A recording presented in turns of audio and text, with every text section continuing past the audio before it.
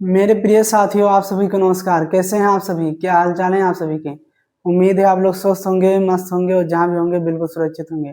हमने halo alkane हम hello Erin में उसका नामकरण देख चुके थे, हेलो एल्केन का। और आज हम पढ़ने वाले हैं हेलो एल्केनों के निर्माण की विधियां पढ़ने वाले हैं। तो आइए फर्स्ट विधि देखते हैं कि किससे हेलो एल्केनों का निर्माण होता है। आइए देखते हैं। तो हेलो एल्केनों के निर्माण में सबसे पहले विधि है हेलोजनीकरण द्वारा, या एल्केनों के, ऐसा लिखते हैं, एल्केनों के एल्केनों के एल्केनों के हेलोजनीकरण द्वारा, हेलोजनीकरण द्वारा, या इसे हम ऐसा भी कहते हैं कि हेलोजनीकरण अभिक्रिया, या ये मुक्त मूलक अभिक्रिया भी कहलाती है, क्योंकि इसमें मुक्त मूलक का निर्माण होता है। आइए अभी देखते हैं। इसमें लिख सकते हैं, इसका लैंग्वेज अगर लिखना चाहो तो लिख लो। क्या होता है? जब एल्केनों की अभिक्रिया एल्केनों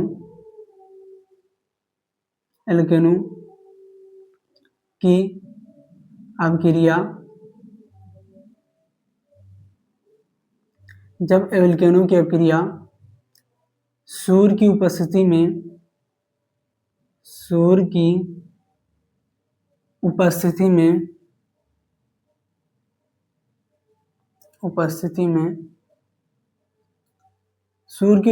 में ऐसे उसे दर्शाते हैं। यूवी लिख दो, अल्ट्रा वायलेट रे, या इसे एच में उसे दर्शाते हैं कि उपस्थिति में हेलोजन से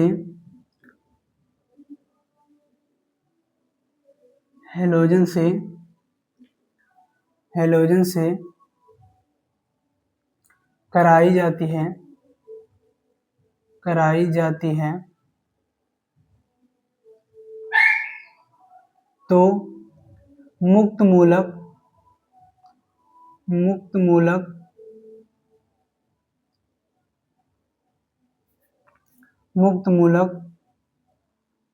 अभिक्रिया के फलस्वरूप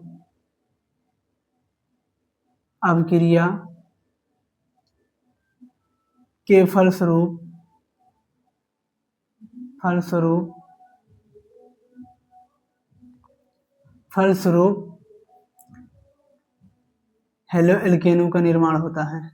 हेलो एल्केन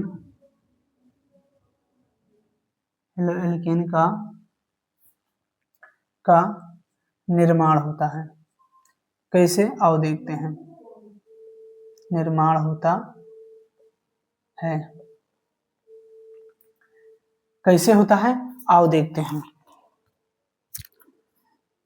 देखो, आप कोई हेलो एल्केन ले लो।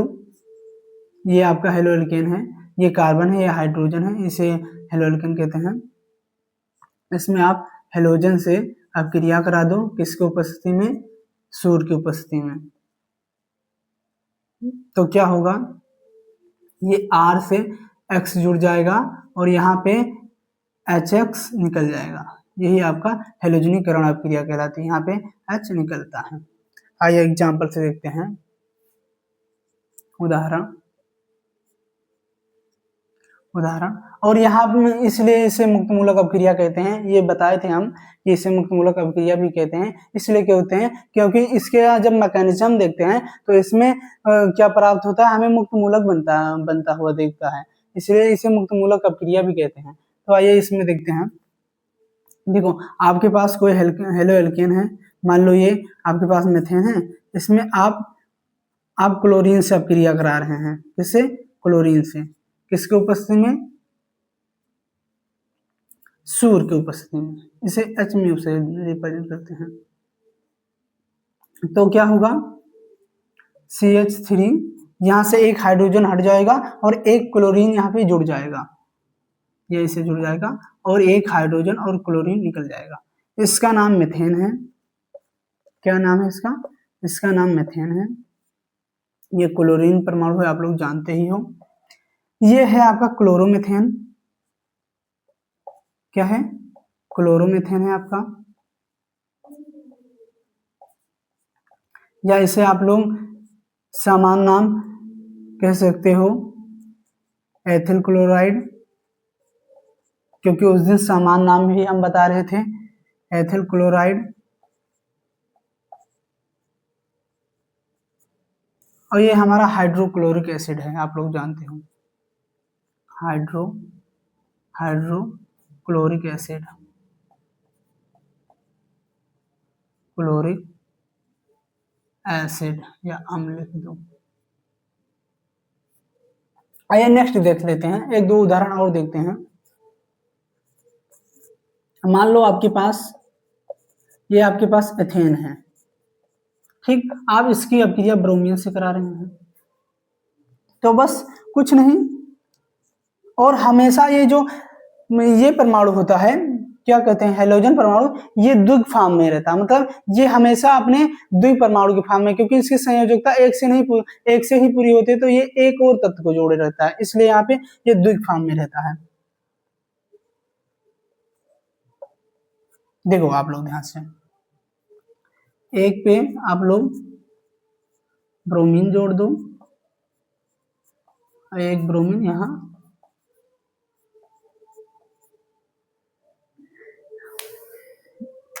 ये आपका है एथेन,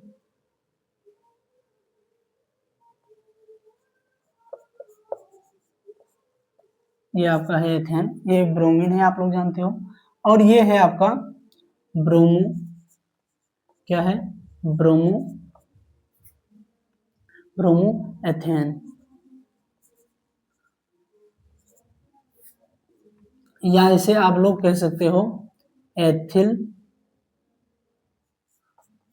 या एथाइल ब्रोमाइड,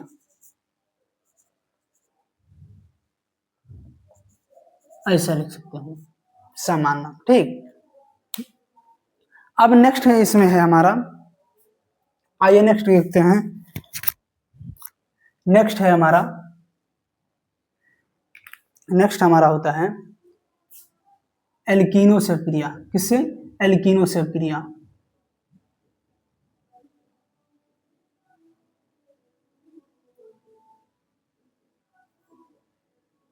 एल्कीनो से अक्रिया,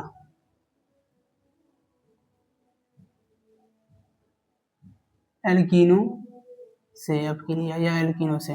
एल्कीनो में फर्स्ट देखते हैं HX से, इसका लैंग्वेज लिखना हो आप लोग लिख लो, लैंग्वेज उसे बना लोगे आप लोग, ऐसे बनाया जाता है। जब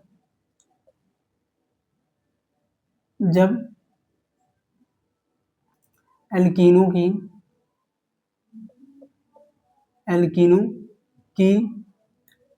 अभिक्रिया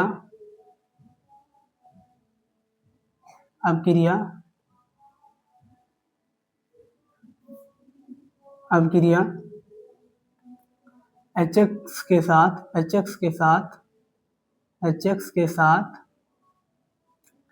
के साथ कार्बन टेट्राक्लोराइड विलायक की उपस्थिति में, विलायक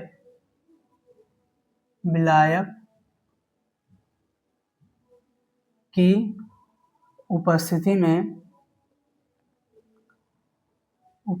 में कराई जाती है,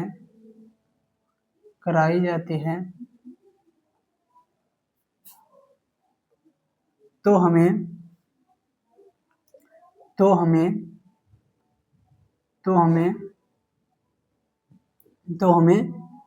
हेलोएल्केन प्राप्त होता है। क्या प्राप्त होता है? हेलोएल्केन प्राप्त होता है, हेलोएल्केन प्राप्त होता है।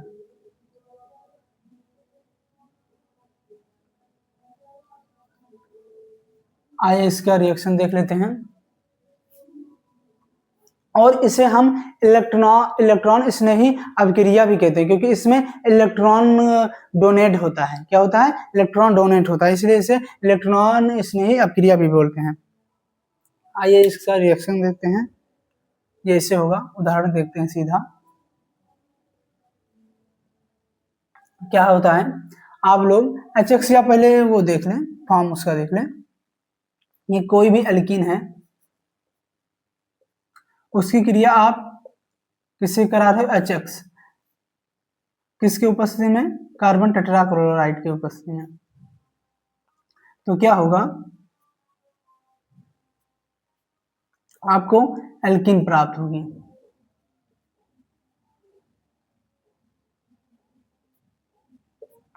आपको एल्कीन प्राप्त हो जाएगी, एल्कीन प्राप्त हो जाएगी, और यहाँ पे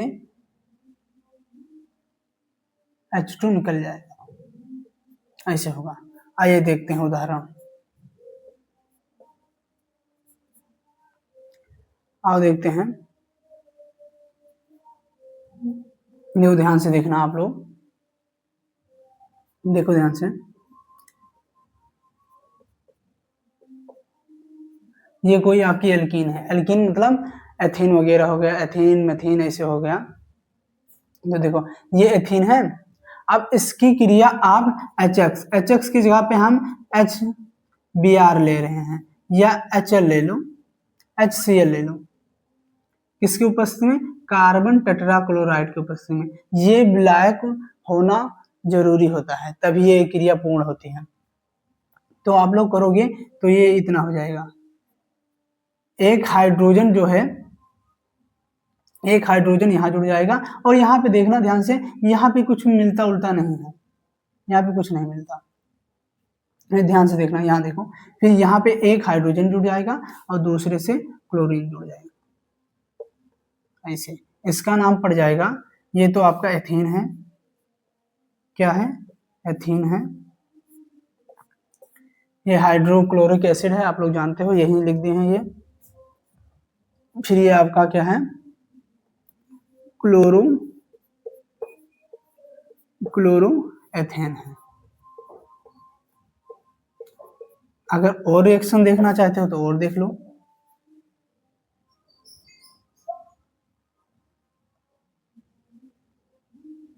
जैसे देख लो,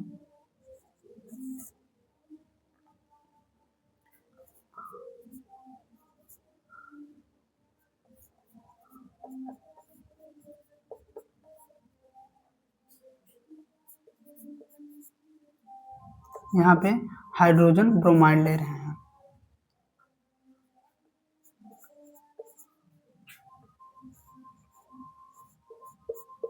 आप लोग ध्यान देना, हम इसलिए यहाँ पे ऐसा लिए क्योंकि यहाँ पे असममित एल्कीन नहीं रहनी चाहिए। मतलब इसके जहाँ पे डबल बॉन्ड है उसके दोनों साइड समान समूह जुड़े होने चाहिए। जैसे यहाँ पे क्या जुड़ा है? मेथिन जुड़ा है, और इधर भी मतलब मेथिल मेथिल समूह जुड़ा है, तो दोनों तरफ समान समूह जुड़े होना चाहिए, असममित एल्कीन नहीं होनी चाहिए। अगर असममित हो गई तो वो पेरोक्साइड प्रभाव हो जाता है। तो पेरोक्साइड प्रभाव का अलग स्पेसिफिक केस होता है, उसको हम बताएंगे। तो आप लोग देख लो कैसे होगा। ये हो जाएगा, एक पे हाइड्रोजन जुड़ जाएगा और एक पर ब्रोमीन जुड़ जाएगा।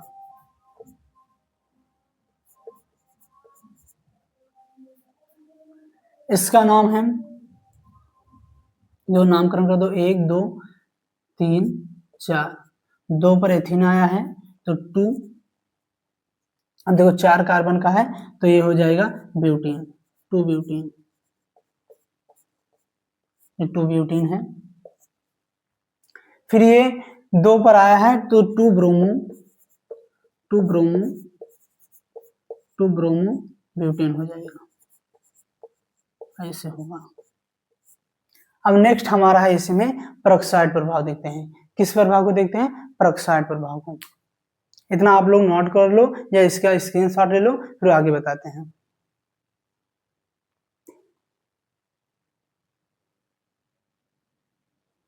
इतना आप लोग नोट कर लो।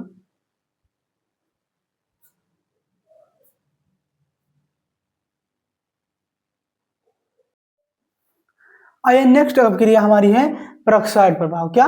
पेरोक्साइड प्रभाव। तो देख लेते हैं, आओ देखें।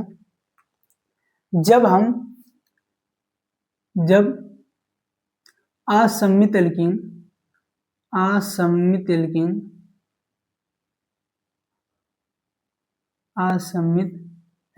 पर, एल्कीन है भैया, नमकीन मत समझना, एल्कीन पर HBr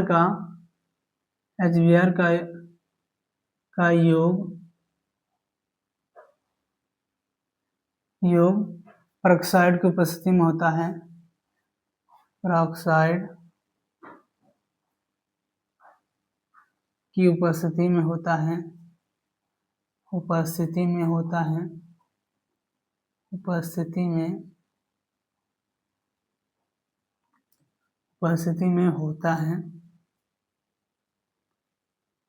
है तो यह प्रभाव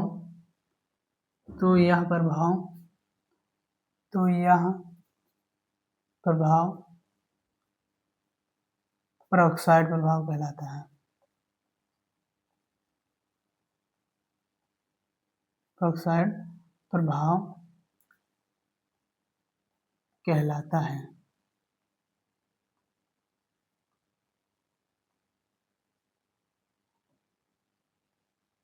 आइए रिएक्शन देखते हैं। अब देखो, आप लोगों को ये नहीं पता चलता होगा कि इसमें और इसमें अंतर क्या है। मतलब यहाँ पे Br का उपयोग कर रहे थे। आइए देखते हैं जब असम्मित एल्कीन हो, जिसे देख लो, जिसे देखो ध्यान से। इसमें क्या होता है, पहले फॉर्म इसका लिख लेते हैं। इसमें कोई असम्मित एल्कीन हो,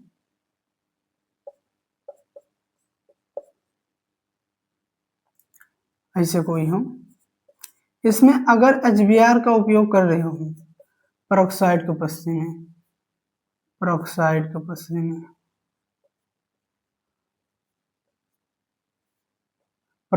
उपस्थिति में, तो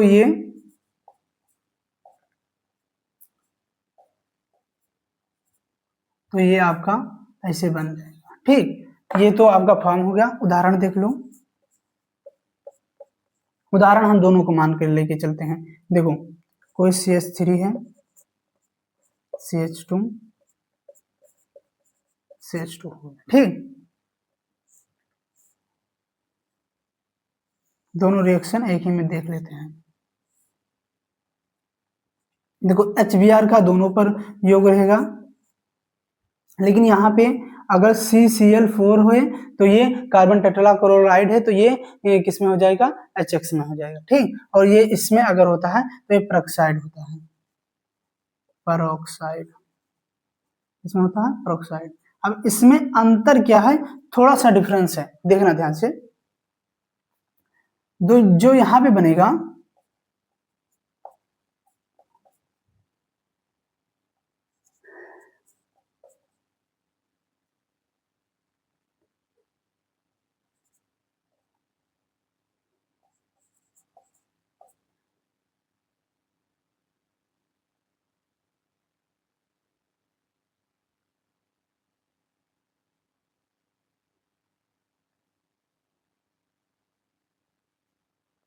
हाँ यहाँ पर देख लो, देखो ध्यान से क्या हुआ है, और यहाँ पे देखना, ये हो जाएगा CH3 CH2